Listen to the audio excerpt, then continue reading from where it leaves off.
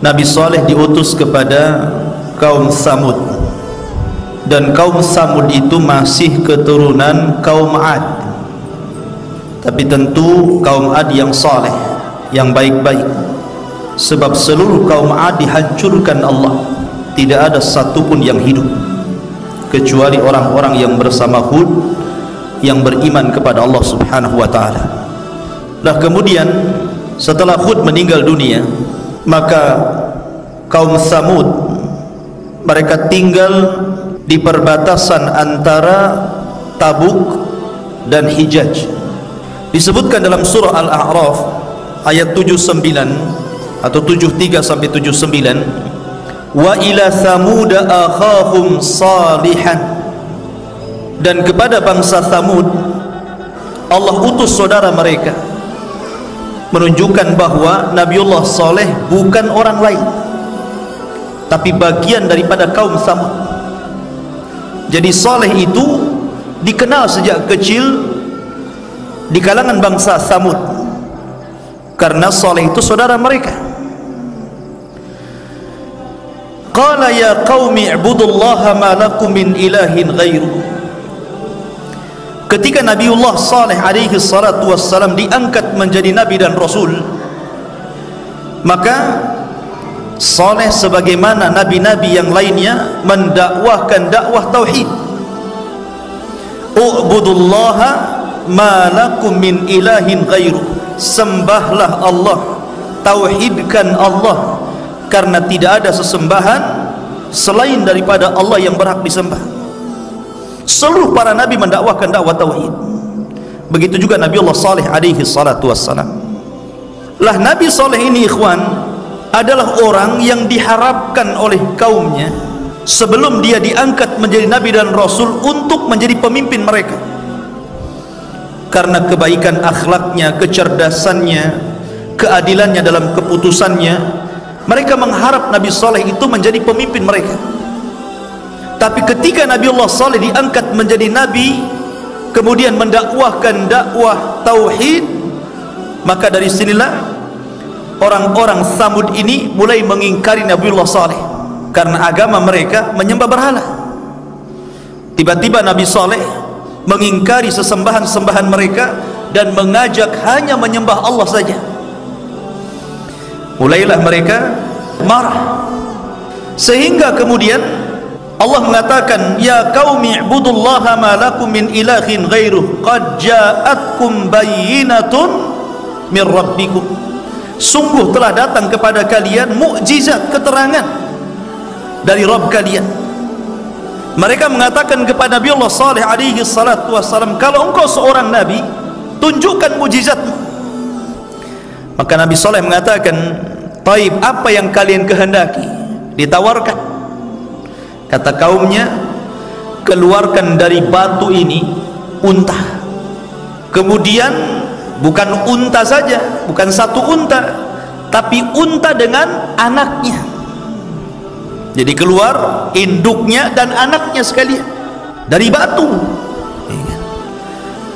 Maka Nabi Saleh mengatakan, taib, kalau seandainya aku kabulkan permintaan kalian, aku keluarkan unta dari bebatuan ini, apakah kalian akan beriman kepada aku? Serentak mengatakan, ya, kami akan beriman. Maka Nabi Saleh salat 2 rakaat, kemudian memohon kepada Allah Subhanahu wa ta'ala. Tiba-tiba keluar dari batu itu unta yang sangat besar, kemudian diikuti anaknya dari belakang. Tapi apa yang terjadi dengan kaum Saleh? Mereka sudah berjanji itu, kalau Nabiullah Saleh berhasil mengeluarkan unta dan juga anaknya, mereka akan beriman. Justru jumhur, sebagian besar di antara mereka mengingkari, dan hanya sedikit yang beriman dari kalangan orang-orang lemah. Begitulah tabiat orang kafir. A'angzartahum am lam tunzirhum la yu'minun.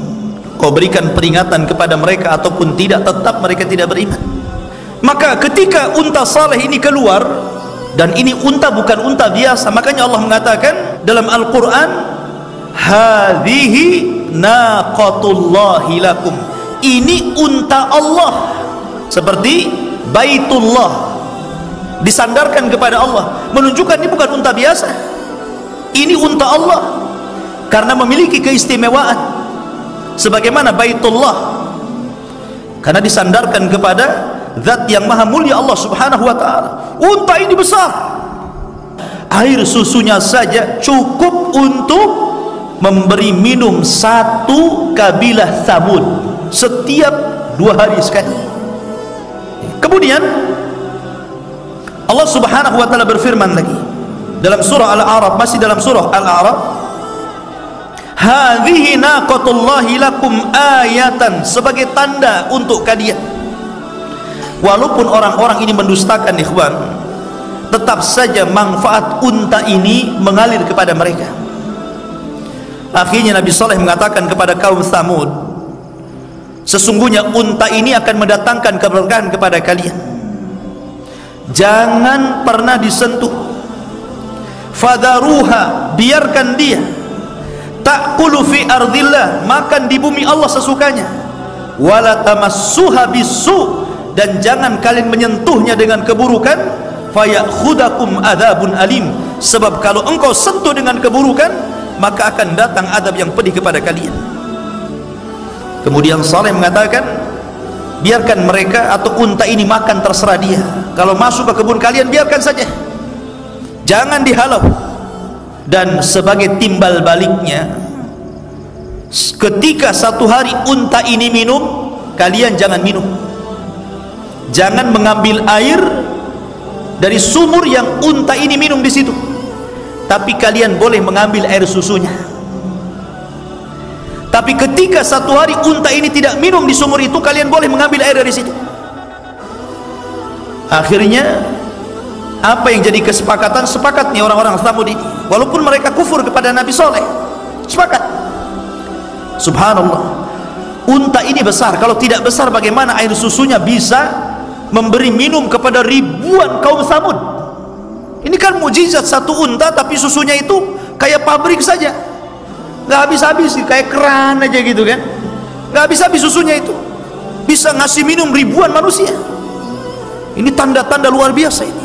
Harusnya kalau orang berakal, ini memang seorang nabi membawa mujizat, tapi mereka tidak berakal. Dari sini Allah ingatkan bagaimana kenikmatan yang Allah berikan kepada kaum Tsamud. Wadhkuru ij'alakum khulafa'i min ba'di 'adin, dan ingatlah kalian ketika kalian menjadi penerus setelah kaum 'Ad. Wa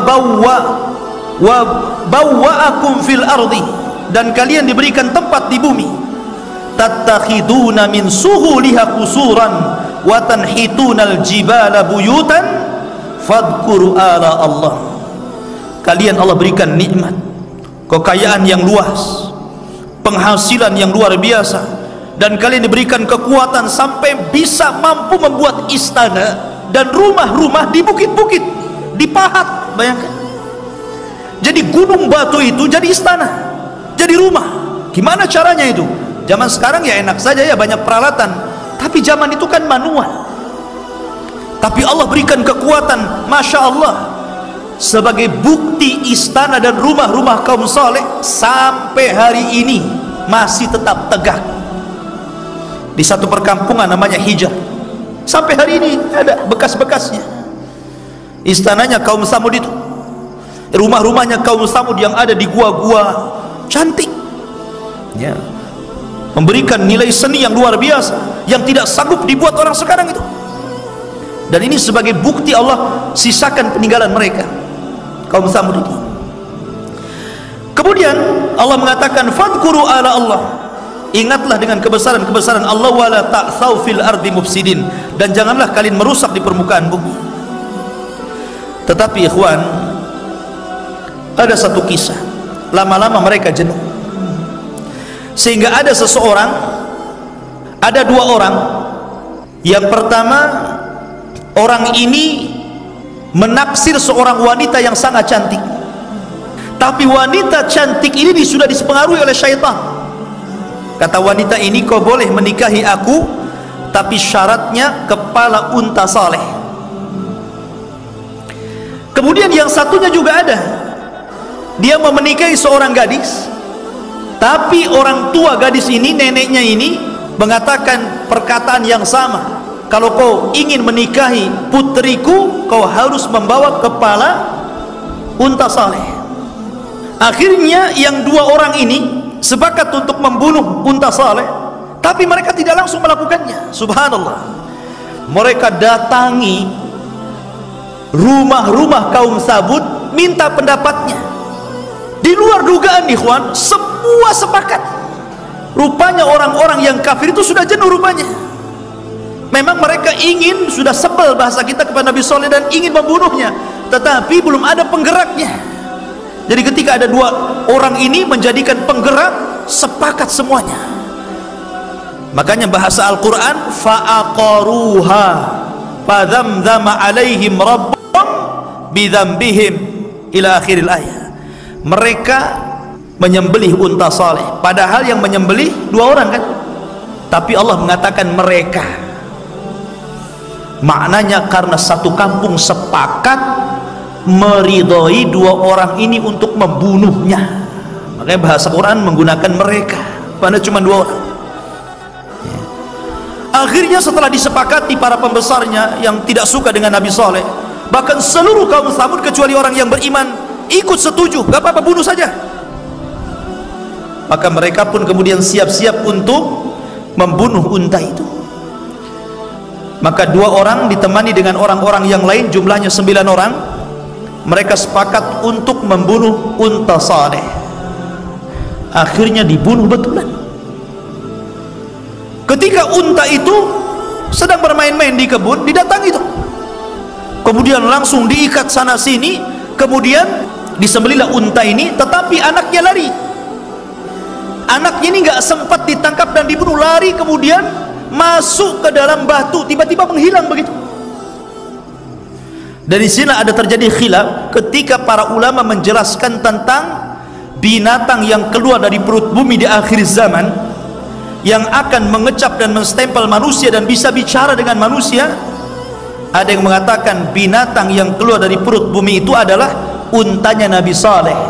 Maksudnya anak unta yang masuk ke dalam batu itu nanti akan keluar lagi di akhir zaman dan akan bicara. Itu satu pendapat. Walaupun pendapat yang kuat tentang binatang yang bicara di akhir zaman itu bukan unta Nabi Saleh, tapi binatang sendiri yang sangat besar, yang ketika muncul dari perut bumi, kepalanya nempel di awan padahal kakinya belum keluar dari bumi, saking besarnya. Dan dalam riwayat, walaupun riwayat ini dilemahkan, tangan kanan yang membawa stempel cincinnya Nabi Sulaiman dan tangan kirinya membawa tongkatnya Nabi Musa. Jadi intinya maka anaknya unta Nabi Saleh ini masuk ke dalam perut bumi ini. Lah setelah mereka berhasil membunuh unta Saleh, mulailah mereka mengarah untuk membunuh Nabiullah Saleh alaihi salatu wassalam, karena untanya sudah mati. Maka mereka kemudian membuat makar, wa makaru makran wa makarna makran walakinnahum la yash'urun. Mereka membuat makar, tapi Allah punya makar dan mereka tidak sadar. Sepakat mereka mengirim 9 orang ini untuk membunuh Nabiullah Saleh, karena mereka tidak punya keberanian, pengecut. Maka mereka ingin membunuh keluarga Saleh dan Nabi Saleh di malam hari. Mereka tidak punya keberanian, tidak berani di siang hari, di malam hari. Maka yang 9 orang ini yang sudah berhasil membunuh unta Nabi Saleh, mereka pun mengintai Nabi Saleh di tempat di mana Nabi Saleh dan keluarganya jalan di situ. Akhirnya mereka sembunyi di bawah bukit. Ketika Nabiullah Saleh alaihi salatu wasallam dan keluarganya berjalan di situ, tidak mungkin mereka akan menyakiti seorang nabi. Intang surullah yang surukum. Mereka adalah para penolong agama Allah, tentu Allah akan tolong Nabiullah Saleh. Maka tiba-tiba Allah gempakan gunung, tidak sadar batu-batu dari atas gunung itu gelinding semuanya. Akhirnya menimpa 9 orang ini, mati sekaligus.